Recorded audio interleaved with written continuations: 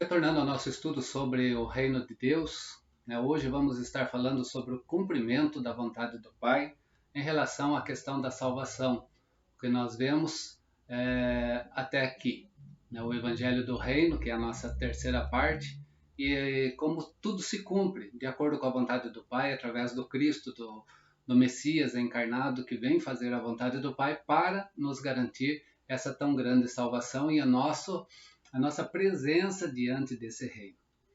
A obrigação de fazer a vontade do Pai, ela está inseparavelmente relacionada então com o quê? Com a programação da salvação, que nós temos, e também com o perdão dos pecados e a paternidade de Deus, Deus mostrando-se como o Pai. Assim então, no Evangelho do Reino, a obediência constitui um aspecto importante, sendo então o seu exemplo mais clássico visto naquele chamado Sermão do Monte que nós conhecemos, de Mateus capítulo 5, verso 7, que é, na verdade, o Sermão do Reino, porque está toda a ética do reino ali, como nós, como cidadãos do reino, devemos nos portar em obediência à vontade do Pai. Então, esse sermão, de forma clássica, traz para nós aspecto importante, sendo exemplo, então, para as nossas vidas.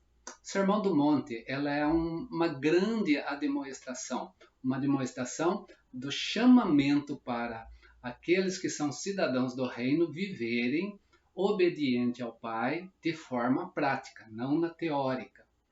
Essa obediência, então, nós podemos ver em algumas expressões que nós vamos encontrar no Novo Testamento, em especial no Sermão do Reino ou o Sermão do Monte. Nós vamos encontrar o quê?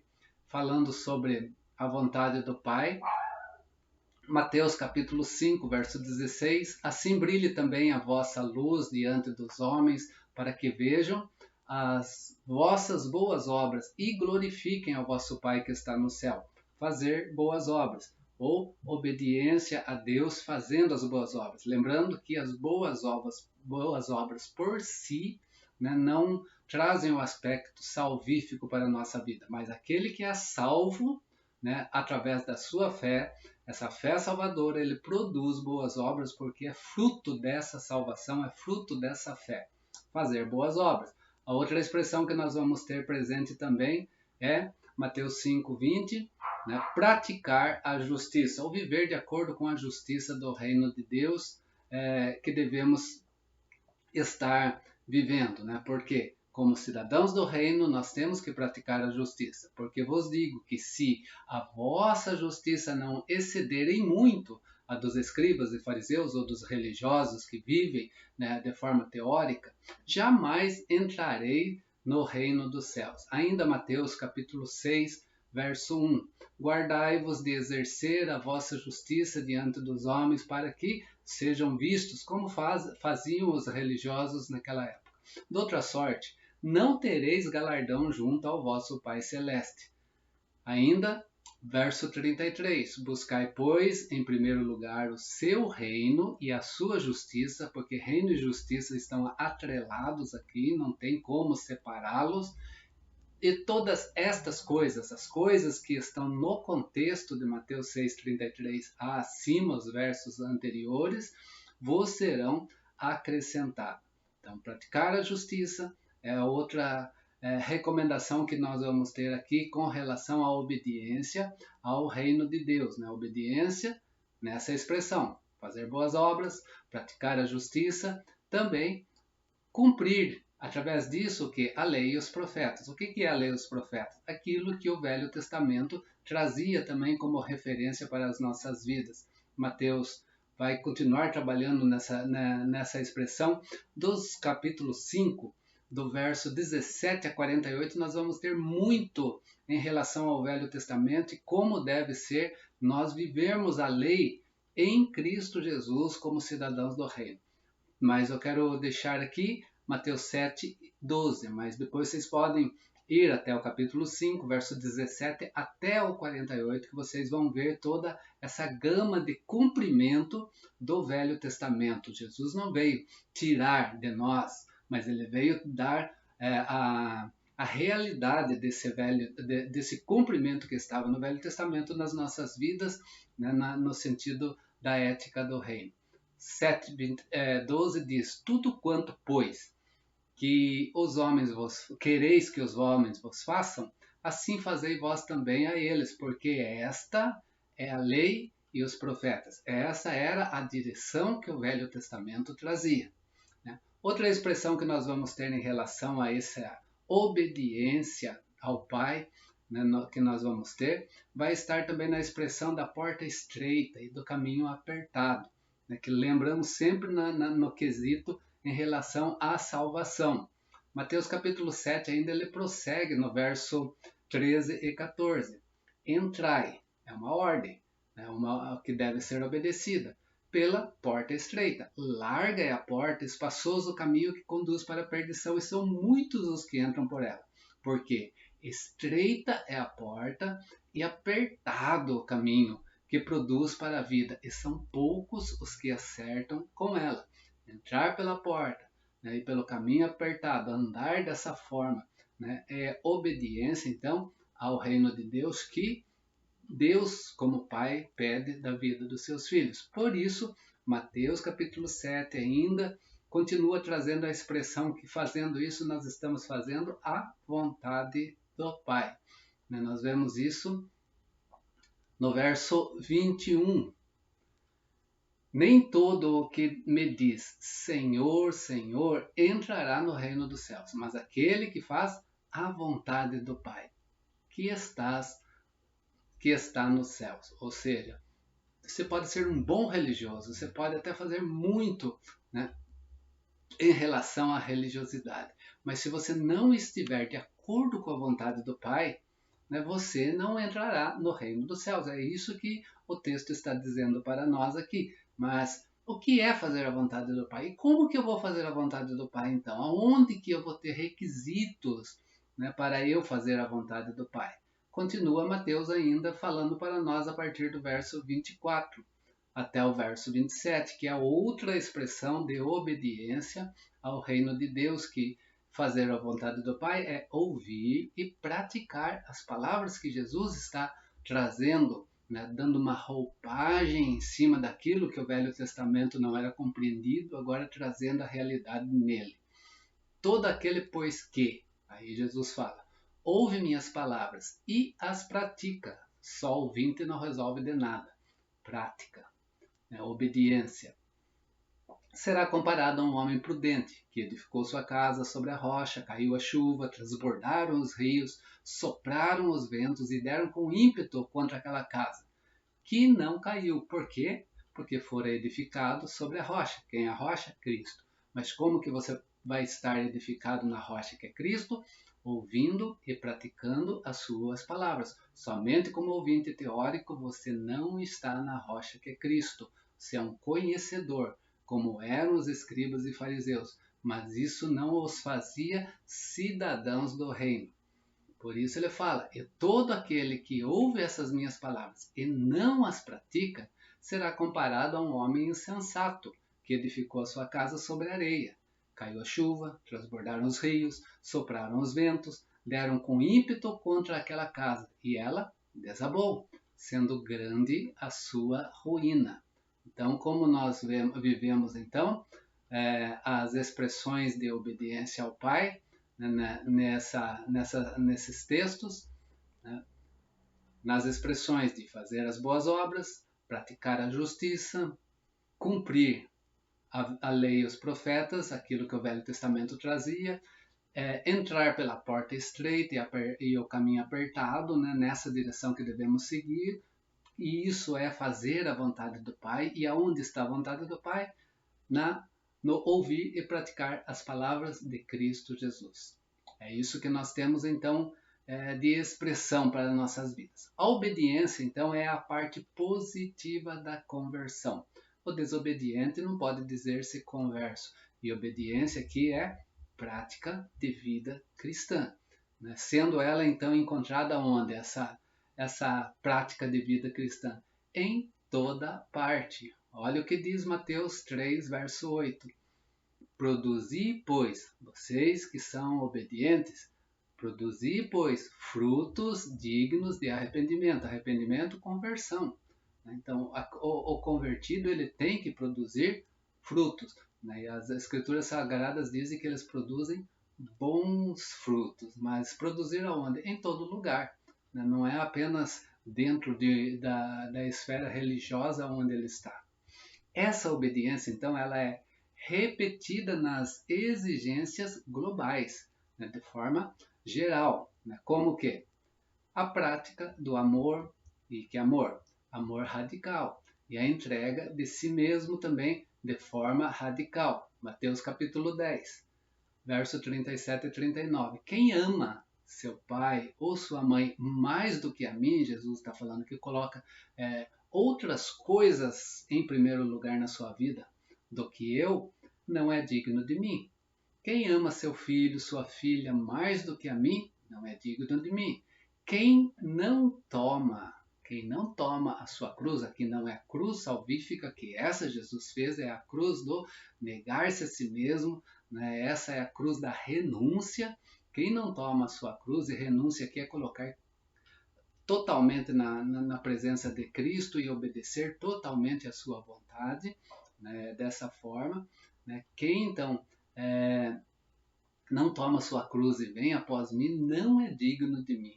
Quem acha a sua vida vai perdê-la, e quem todavia perder a sua vida por minha causa, Jesus falando, vai achar. Né? Aqui ele está falando no sentido terreno, né? Aquele que quer viver primeiro o terreno e deixar Cristo de forma secundária, né? Vai perder a sua oportunidade, né? Nessa tão grande salvação. Mas quem busca em primeiro lugar aquilo que nós vimos anteriormente, o reino e a justiça, né, e vivem de acordo com a vontade de Deus, né, esse vai ganhar a sua vida. Então nós temos aqui obediência de forma completa, não é parcial em alguns aspectos. Né? Então é praticar esse amor é radical, e também a entrega de si mesmo, que é a renúncia da sua vida em Cristo, né? Tome a tua cruz e me siga, né? É o sentido de renúncia, né? Essa é o que nós temos aqui. Também é o que? Essa obediência ela é repetida na exigência como tomar sobre si o jugo de Jesus. Né? Isso nós também temos em Mateus 11, 29. Tomai sobre vós o meu jugo e aprendei de mim que sou manso e humilde do coração e achareis descanso para as vossas almas. Lembrando que o contexto está aqui, é daquele chamamento de Jesus, vinde a mim todos que estáis cansados e sobrecarregados, com as imposições, com os pesos religiosos sobre si, que trazem isso como necessário para a sua salvação, né, e não valorizam aquilo que Cristo fez. Jesus fala, não, é eu que vocês devem então viver, seguir, né, fazer a vontade do Pai, né, através dos meus mandamentos. Quem toma o meu jugo vai aprender que os meus mandamentos é o que? É leve. Né, isso vai dar descanso para as suas almas, né, porque é entender, compreender, né, aquilo que o Velho Testamento mostrava em Cristo Jesus, o amor de Deus o Pai. Tomar sobre si, então, o jugo de Jesus. Essa obediência também exige o quê? A negação de si mesmo, como nós já falamos. Né? Nós temos aí Mateus capítulo 16, verso 24 a 27. Se alguém quer vir após mim, a si mesmo se negue. Tome a sua cruz de renúncia, a si mesmo se negue. Essa é a cruz que nós tomamos, não é aquela que Cristo tomou por nós, aquela nós não temos capacidade jamais de fazê-lo. Tome a sua cruz e siga-me, porque quem quiser salvar a sua vida, perdê-la-á, e quem perder a sua vida por minha causa, achá-la-á. Né? Que adianta o homem ganhar o mundo inteiro? E falando sobre coisas terrestres, né? Colocar o terreno em primeiro lugar, né? E perder a sua alma. O que dará o homem em troca da sua alma? Porque o Filho do Homem há de vir na glória do seu Pai com os seus anjos, e então retribuirá a cada um conforme as suas obras. Lembra lá as expressões de boas obras que acompanham essa fé salvadora, né, na graça de Deus em nossas vidas, que nós temos em Cristo Jesus. Então nós temos aqui também a prática, né, dessa negação de si mesmo, mas ele continua. Mateus 18, 1 a 5. Naquela hora aproximaram-se de Jesus os discípulos, perguntando: quem porventura? O maior no reino dos céus? Quem é porventura? E Jesus, chamando uma criança, colocou no meio deles e disse: em verdade vos digo que se não converterdes e não se tornardes como criança, de modo algum entrareis no reino dos céus, porque aquele que se humilhar com essa criança, este é o maior no reino dos céus. E quem receber uma criança tal como estas, em meu nome, a mim me recebe. Quando falamos em criança aqui, nós estamos falando de deixar as nossas malícias de lado, como uma criança o faz, né, e se colocar inteiramente na confiança do seu pai, né, como uma criança o faz também. É dessa forma que nós devemos estar na presença de Deus. Né? E também nós vamos ter o quê? Nessa exigência, a prática do grande mandamento. Qual é o grande mandamento? Mateus 22. E um dos intérpretes da lei, experimentando, lhe perguntou: Mestre, qual é o grande mandamento da lei? Respondeu Jesus: amarás. Amor. O Senhor teu Deus de todo o teu coração, de toda a tua alma, de todo o entendimento, no todo da sua vida. Este é o grande e primeiro mandamento, que são os 4 primeiros mandamentos morais que nós temos no Decálogo. O segundo, semelhante a este, é amarás o teu próximo como a ti mesmo, e depois Jesus, lá em João, ele dá uma ênfase maior no amor ao próximo, quando ele fala, né, amar como eu amei. É esse amor de Jesus que devemos ter com o próximo, que são os 6 últimos mandamentos também no Decálogo. Desses 2 mandamentos depende o que? Toda a expressão da lei e dos profetas, todo o Velho Testamento. Né? Nós estamos falando leis e profeta, divisão velho testamentária. Né? Então, a prática do amor, né, que deve existir. Né? E nessa prática do amor, então, o segundo mandamento, amar o próximo, que nós temos aqui, né, em João 15, então, esse amor ao próximo em Cristo Jesus de uma forma plena. O meu mandamento é este, que vos amei uns aos outros, assim como eu vos amei. Ninguém tem maior amor do que este de dar a alguém a própria vida em favor dos seus amigos. Vós sois meus amigos, se fizerdes o que vos mando. E o contexto está relacionado aqui ao amor cristão, ao amor ágape entre os irmãos, entre os amigos. Jesus nos amou. Nós, salvos em Cristo Jesus, e devemos amar uns aos outros, nós, salvos em Cristo Jesus, como Cristo nos amou. Se nós não fazermos isso, nós mostramos ao mundo que nós não vivemos verdadeiramente o amor de Cristo. E nós mentimos, né, e nós não levamos Cristo à vida das pessoas. Ok? Então é isso que nós temos como exigências de obediência na expressão da lei. Velho testamentária trazido em Cristo Jesus e que é mostrado para nós. Mas como essa obediência então está relacionada com a entrada no reino?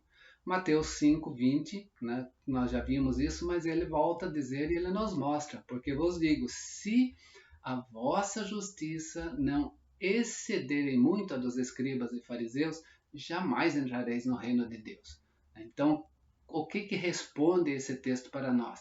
É a consequência do entrar no reino. A consequência do entrar no reino está de acordo com a nossa vida justa diante de Deus e a nossa vida justa diante das pessoas em Cristo Jesus, mostrando não apenas uma religiosidade como os escribas e fariseus, mas mostrando um cristianismo puro, verdadeiro na nossa vida, em obediência ao Pai. Vemos isso também em outros momentos. No Sermão do Monte, no Sermão do Reino, que vai estar em Mateus 5 ao Mateus capítulo 7. Exemplo para nós, Mateus capítulo 5 ainda, verso 22. Eu, porém, vos digo, tudo aquele que, sem motivo, se irar contra seu irmão, estará sujeito a julgamento. E quem proferir um insulto a seu irmão, estará sujeito a julgamento no tribunal. E quem lhe chamar tolo, estará sujeito ao inferno de fogo. Nós vemos essa expressão. Outra expressão que nós temos em Mateus 5. Entra em acordo sem demora com teu adversário enquanto estás com ele a caminho, para que o adversário não te entregue a juízo, o juiz é o oficial de justiça, e sejas recolhido em prisão. Outro exemplo que nós temos, se teu olho direito te faz tropeçar, arranca-o e lança fora. Lança-o de ti, pois te convém que se perca um dos teus membros e não seja todo o teu corpo lançado ao inferno. Se você for no capítulo 6, do verso 4 em diante também você vai ver muito essa expressão que Mateus traz que está relacionada à justiça e à justiça do reino. Mas Mateus capítulo 7 prossegue. Entrai pela porta estreita, largue a porta, espaçoso o caminho que produz para a perdição, e muitos são os que entram nela. Por quê? Estreita é a porta e apertado o caminho que conduz para a vida, e são poucos os que acertam com ela. Né? Quando fala em porta estreita, aqui está falando andar de acordo com a vontade do reino. Né? O que mais temos? Ainda em Mateus 7, toda árvore que produz bom fruto é cortada e lançada ao fogo. Que não produz, bom fruto é cortada e lançada ao fogo, porque precisamos também produzir frutos. Frutos de arrependimento, não vamos esquecer, né, que tem a ver com a nossa fé salvadora. O que mais nós vamos ter ainda em Mateus 7? Nem todo que diz Senhor, Senhor entrará no reino dos céus, mas aquele que faz a vontade de meu Pai, né, que estás no céu. Não adianta falar frases religiosas, citar versículos ou qualquer outra coisa, se você não faz a vontade do Pai. E a vontade do Pai, qual é a mesma? Vocês lembram? Ouvir e praticar a palavra de Cristo, os mandamentos de Jesus Cristo. Se não fazemos isso, né, de nada adianta, não somos cidadãos do reino dos céus. Né, o que diz o texto, verso 24 a 27. Todo aquele que ouve a minha palavra e as pratica, será comparado a um homem prudente que edificou sua casa sobre a rocha. Né? Aquele que ouve e não pratica, né, é comparado a um homem insensato. Né? E é isso que nós trazemos para nós. Se nós só ouvirmos, não formos praticantes, né, o ouvinte da palavra sem prática, não tem relação nenhuma com a fé salvadora. É um insensato e a sua vida é uma ruína. Né? O que o texto está dizendo para nós. O que nós vemos em todos esses textos? Esses textos se dirigem, em primeiro lugar, aos que estão convertidos. Esse texto é para aquele que recebeu a tão grande salvação. Logo, olhando para isso, meus queridos, a condição de entrar no reino de Deus e que mostra que estamos realmente convertidos a Cristo Jesus é obediência. É o assunto que nós temos aqui. Voltando, mais dois textos que eu queria mostrar. Mateus 18, verso 3. E disse, em verdade vos digo que, se não vos converterdes e não vos tornardes como uma criança, de modo algum entrarei no reino dos céus. Como que entra no reino do céu? Só os convertidos. Quem são os convertidos? Aqueles que obedecem ao Pai, assim como uma criança obedece aos seus pais. Capítulo 19. Jesus, porém, disse, deixai os pequeninos, não os embaraceis de vir a mim, porque dos tais é o reino dos céus. Quem são os pequeninos? Aqueles que são humildes de espírito, aqueles que não vivem na malícia do mundo, mas que vivem de acordo com a vontade do Pai. Outros textos nós vamos ter em Mateus, no capítulo 19, verso 16 a 26, você pode olhar, e também no Evangelho de Lucas, capítulo 16, os 13 primeiros versos que você pode olhar com relação a esse assunto. Assim, continuando, os mandamentos se apresentam como condições para entrar no reino de Deus. Mas, condições em que sentido que esses mandamentos se colocam? Nós vemos isso sendo ensinado aonde? Naquela oração dominical que nós conhecemos, a oração que Jesus ensina, na verdade, os valores do reino que ele ensina através da oração.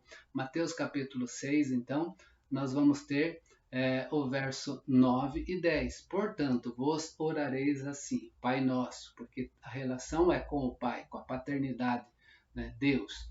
Pai Nosso que estás nos céus, santificado seja o teu nome, venha o teu reino e faça-se a tua vontade assim na terra como nos céus. Lembra que Jesus ensina nós a orarmos e pedirmos segundo o seu nome? Né? Tudo que pedirdes em meu nome diante do Pai será feito. O que é pedir diante do Pai? É orar como Jesus orava. E como Jesus orava? Sempre faça-se a tua vontade. Não é apenas, vamos falar, dizer um mantra no final de uma oração em nome de Jesus, amém. Não é isso. O que Jesus está dizendo é que a sua oração seja igual àquela que eu faço diante do Pai. E a minha oração diante do Pai é faça-se a tua vontade. É o que temos aqui nesse texto que nós vemos bem claramente para nós compreendermos, né? O povo de Deus, então ele ora, e ele ora dizendo dessa forma: faça-se a tua vontade, né? Não pode ser diferente, né? É dessa forma, ok? Então, a obediência à vontade de Deus é vista de que forma? Como um presente, como um dom, porque nós somos salvos pela graça e isso não vem de nós, é presente de Deus. Então, a obediência à vontade de Deus é vista dessa forma, essa graça é vista dessa forma, como um presente do Pai para o seu povo, um presente, um dom que faz parte o quê? Dessa tão grande salvação do reino que é proclamado por Jesus Cristo, numa condição, numa preparação, né, para estarmos, né, de forma plena diante dele. Assim, então, dado a nós como um presente. Presente você não compra, você recebe, você ganha. Né? E para você ganhar, você tem que se fazer também merecedor desse ganho. Assim, então, depois de proclamar as bem-aventuranças e falando em merecedor desse ganho, o que nós damos presente a quem? A quem amamos. Né? Então, tem relação de amor, né? Nesse quesito que nós temos, então, de relação com o Pai. Assim, então, depois de proclamar as bem-aventuranças e lembrando que o Pai nos amou primeiro, e antes de desenvolver os deveres dos discípulos, Jesus afirma o quê? Ele afirma que os discípulos brilham porque são luz. Na Mateus capítulo 5, verso 13 e 14, que nós conhecemos muito bem com relação a isso no nosso testemunhar de vida. Vós sois sal da terra. Ora, se o sal vier a ser insípido, como restaurar o sabor? Para nada presta, senão para lançar fora, ser pisado pelos homens. Vós sois a luz do mundo.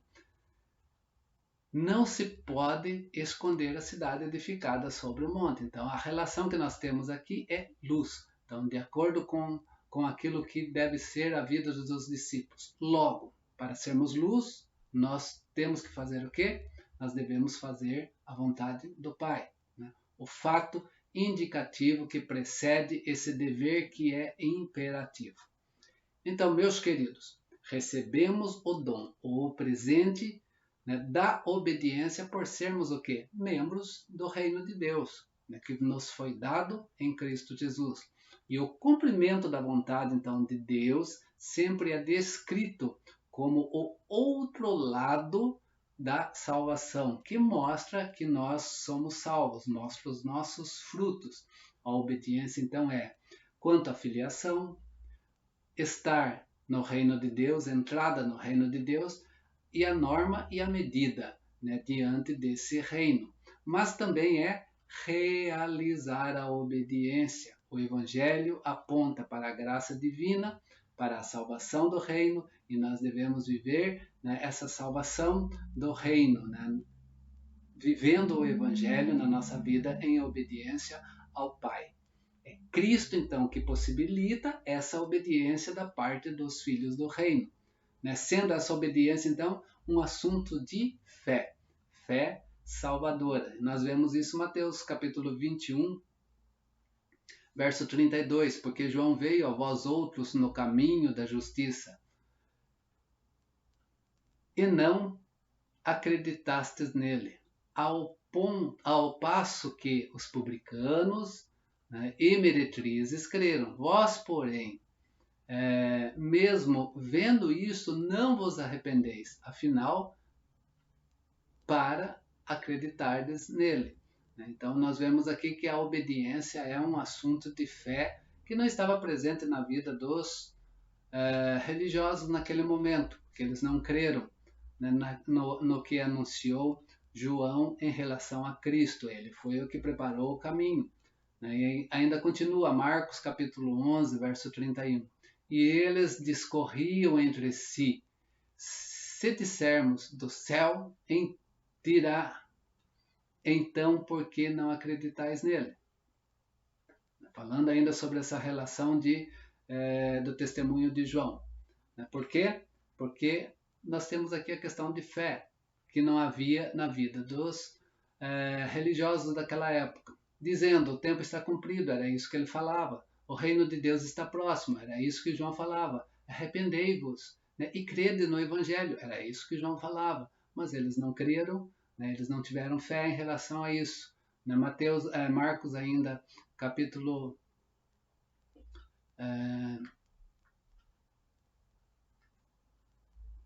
1, 15, e também nós vamos encontrar isso, desculpem, em Mateus 23, capítulo 30, Mateus capítulo 23, versículo 33.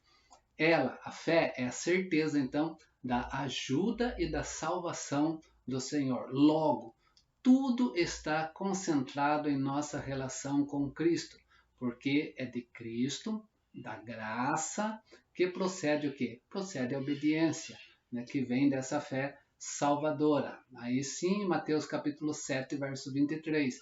Então, lhes direi explicitamente: nunca os conheci. Aos religiosos, Jesus está falando sobre isso: apartai-vos de mim, os que praticais a iniquidade, que não vive os valores do reino, que não vive a obediência ao Pai. A palavra que designa, então, a relação com Cristo é o verbo conhecer. Assim, é Cristo aceitar o seu, aceitar como seus. Né? Cristo aceita como seus, ele escolhe, né? Ele escolhe, né? E nesse sentido nós vamos ter o quê? A explicação e o critério da prática da justiça, que vai estar no: se Cristo tomou a pessoa para a sua comunhão ou não. A comunhão que possibilita o quê? A obediência. Sem a comunhão não há obediência. Isso transcende, então, na passagem onde nós temos em Mateus capítulo 11, verso 28 a 30, né, aquele chamamento de Cristo para aqueles que estavam sobrecarregados de normas de lei que não levavam, né, de fato, eles à presença do Pai, né, no sentido salvífico em Cristo Jesus. Vinde a mim, então, Jesus fala, todos os que estáis cansados e sobrecarregados das suas religiosidades, né, e eu vou dar alívio para vocês. Tomai sobre vós o meu jugo, não aquilo que os religiosos estão impondo sobre sua vida, que não te leva à salvação. Eu levo, porque o meu jugo é suave, o meu fardo é leve. É o que Jesus então está dizendo, e em mim vocês vão achar descanso. Né? Ou tenha comunhão comigo. Sem a comunhão comigo, vocês não vão obedecer à vontade do Pai. Né? E isso vai apenas fazer de vocês religiosos formais. Né? E tudo se torna um peso na sua vida. As palavras dirigidas, então, aqui são aos cansados e sobrecarregados, aqueles que estão querendo se salvar, então, por meio dessa obediência, de todo um regramento, de toda uma regra colocada sobre eles, por quem? Pelos fariseus, e não por Cristo Jesus. Né? O que Jesus diz isso lá em Mateus capítulo 23, verso 4. Atam fardos pesados e difíceis de carregar, falando dos fariseus, e os põem sobre os ombros dos homens. Entretanto, eles mesmo nem com o dedo querem movê-los. Esses experimentam então o quê? Que estão sobre esse peso sobre si: incerteza e medo. Jeremias, o profeta, no capítulo 6, verso 16, fala sobre isso, mas eu quero chamar a atenção àquilo que está em Atos 15, verso 10, que diz assim: agora, pois, por que tentais a Deus? Né? Ponde sobre vós servis ou fardos, né, dos discípulos, sobre a cerviz dos discípulos um jugo, que seria o fardo também, que nem vossos pais puderam suportar, e nem nós. Né? Por que vocês tentam a Deus fazendo dessa forma, então? Esses regramentos que não produzem salvação, isso que não tem a ver com os mandamentos de Cristo. Os cansados e os sobrecarregados são convidados, então, a tomar sobre si o jugo e o fardo de Jesus, estar em comunhão com Cristo, os seus mandamentos. E os seus mandamentos não são difíceis de vivê-lo. Jesus diz isso, por mais radicais que sejam. Por quê? Porque é Jesus que ensina. E Jesus ensina os mandamentos. E ele ensina os mandamentos de que forma? Aquele Cristo, aquele Senhor das nossas vidas, que é manso e humilde de coração. Cristo, então, proporciona o quê? certeza da salvação, ensinando-os a levarem esse fardo na nova relação com Deus, na nova comunhão com Deus, como filhos do Pai Celeste, sendo Ele, Jesus, o enviado do Pai, que leva o fardo.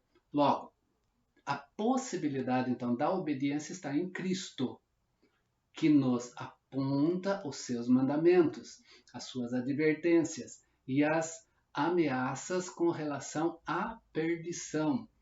Em comunhão com Cristo, o Filho, então, é capacitado a obedecer à vontade do Pai.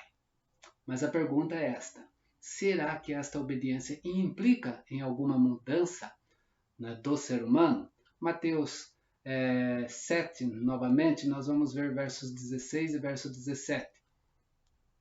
Que diz o quê? Pelos seus frutos o conhecereis. Colhem-se, porventura, uvas dos espinheiros ou figo dos abrolhos? Assim, toda árvore boa produz bons frutos, porém a árvore má, frutos maus. Então, pelos frutos seremos conhecidos, ou a nossa obediência é colocada à prova.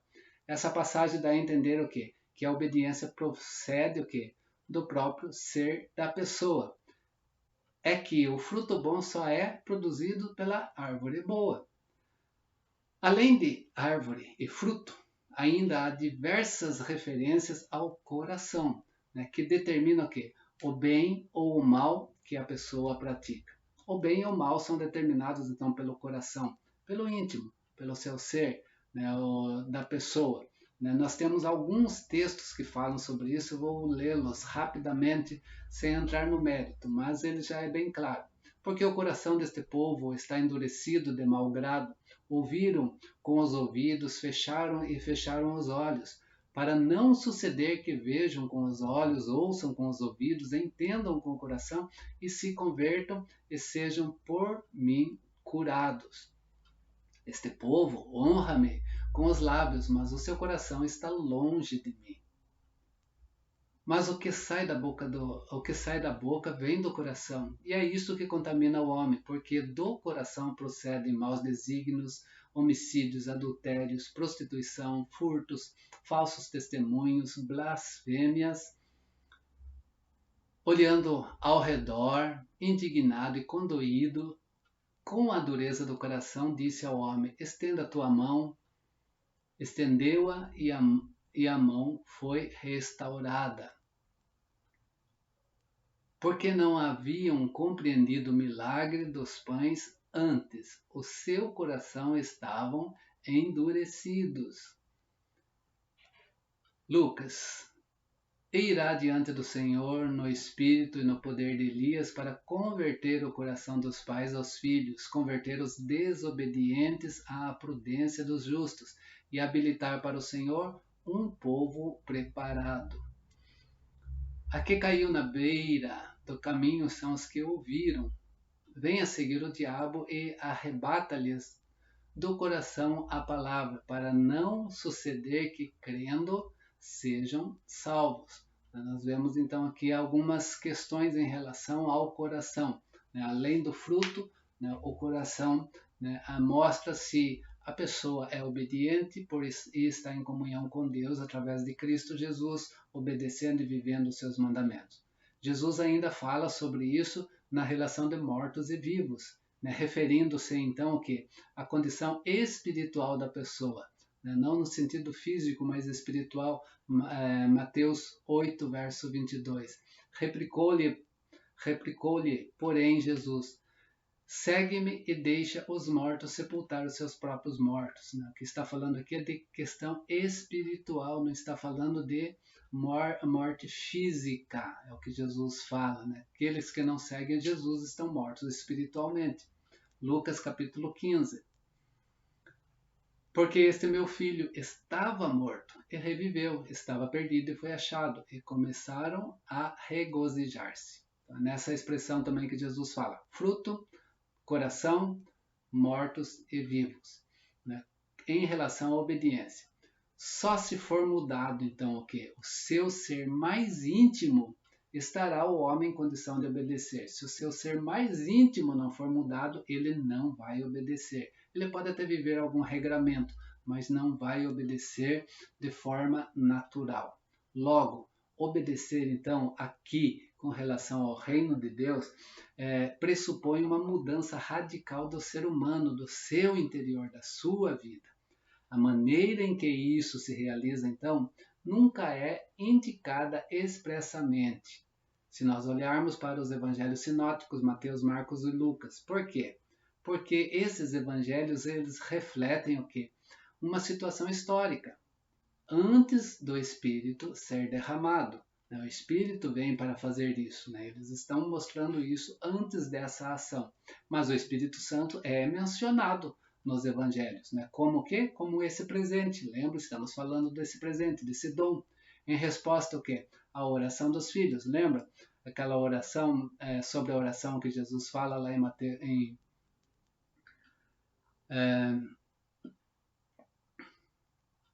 Mateus capítulo 7, verso 11. Ora, se vós que sois maus sabeis dar boas dádivas a vossos filhos, quanto mais vosso Pai que está no céu lhes dará boas coisas aos que lhe pedirem. Que coisas que ele dará a nós se nós pedirmos? Muitas coisas para nós vivermos uma vida regalada aqui na terra? Não, esse texto está relacionado com aquilo que Lucas mostra também, de uma forma bem presente na ação do Espírito Santo. Olha, é a mesma figura que nós temos aqui. Ora, se vós que sois maus sabeis dar boas dádivas aos vossos filhos, quanto mais o Pai Celeste dará o quê? O Espírito Santo àqueles que lhe os pedires. Boas coisas aqui é o Espírito Santo. O Espírito Santo é o bom dom de Deus, que procede o quê? Da vida, da vinda do reino.